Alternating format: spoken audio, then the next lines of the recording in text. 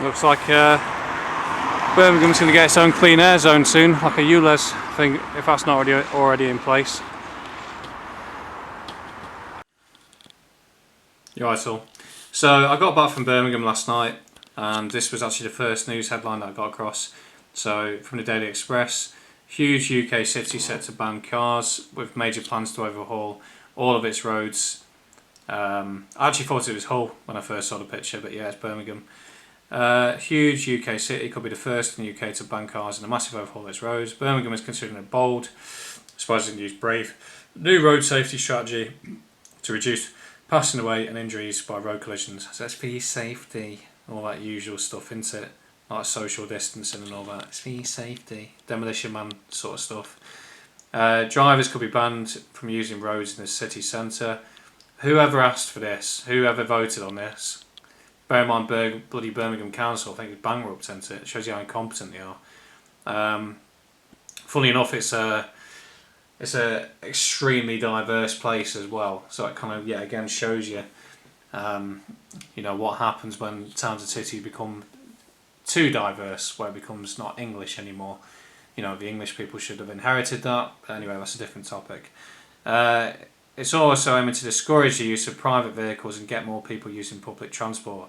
So all them people who've been saying that over these last couple of years, all these coincidence theorists, this is aimed at you NPC normies who just can't grasp what's going on or refuse to. It's all happening now.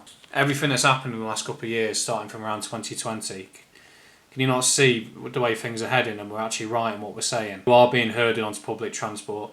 And then obviously with all the banks shutting down, there's a social credit system coming in. So if you don't play the ball, you ain't going anywhere, son. And you probably won't be able to live anywhere either. They're also considering introducing a 20-mile speed limit, rerouting the A38, making the city's tunnels public transport only.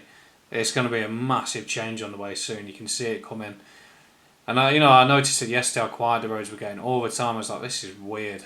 It's almost like 2024, something's changed again really quickly. I mean, to be fair, the last time I was there, it's Birmingham Christmas market, so maybe I'm just picking up how busy it was last time to this time, especially being January. It's a bit of a transition, really. Anyway, what I want to share with you is something that happened to me a couple of years ago. Now, I was buying a car around start of 2019, and I went to the bank to get the money out, and the guy there who sat at the cashier, we had a bit of a chat. I knew him from before. He's a nice bloke, sort of Mediterranean looking. But funnily enough, that bank's shut down now, the Royal Bank of Scotland in Derby City Centre, and also the bank in Alistair is shut down, the Royal Bank of Scotland there.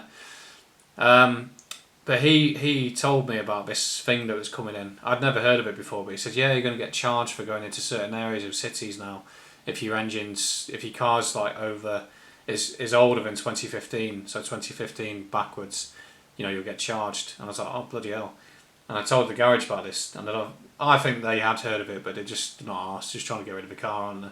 But anyway, I changed my car to a vehicle that was younger than 2015, sorry. And I've had no problems. I can go into London and not get charged for ULEZ just through that conversation. The problem we've got nowadays with all these NPCs, all these normies, you can tell these people stuff like that and you go, oh, that's a coincidence theory. It's your tinfoil hat. It's like, are you stupid? Seriously, like the last couple of years, everything that's happened. You imagine back in 2019, you tell someone in a year's time you'll under be house arrest. We'll have about a month where there's nobody out on the streets, and if you are, you get questioned why you're out. You're only meant to be out for an hour a day. The roads will be deserted. You'll be told to put a nappy on your face when you go into a supermarket, and people get aggressive with you if you don't. And that'll last for about 2 years. And during them 2 years as well, you'll be expected to keep 2 metres apart from people. People will be banging pans and pots for an institution that's rolling out a dodgy procedure that eventually leads to excess passing away. As I say, like the NPCs are my main concern, really. You'll never get through to them, so it's kind of a lost cause, really. But I've got to get this out there because it gets it off my chest. It's too late for a lot of them, but you can see it's all happening now. It's obvious what's happening, and it's not even hidden anymore. But it's just out in the open with it all. yeah, as usual, we'll create a safer, healthier and happier city. And we'll do everything to help the council match their vision with delivery to make it happen. Again, it's your vision. You never asked anybody. It just shows this supposedly democratic system is a complete sham. Because Tories, Labour, they both push the same shit, as do Lib Dems and Greens. There isn't any real alternative. People might say this big reform UK. I just don't trust any of them anymore.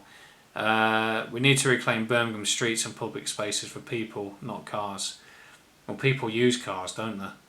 The majority of travel time in the city is spent in these spaces, yet most of our local streets are congested, unhealthy and uninviting environments. Birmingham is quite an unhealthy and uninviting environment because it's a huge urban metropolis nowadays. Also with a lot more dangerous people than it would have been, 50 years ago. Then again, don't get me wrong, it's always had its problems, as does any big urban area, but probably not as bad as it is now. There's certainly certain areas of Birmingham I wouldn't want to go walking around. But yeah, this is a bit of a warning as well to those people that are flooding into the UK. I think I said it in one of my Nottingham videos recently. It's not going to be this lovely place you think it's going to be. This is all being orchestrated, like everything is, by certain groups of people with agendas, tyrannical agendas that they're wanting to meet.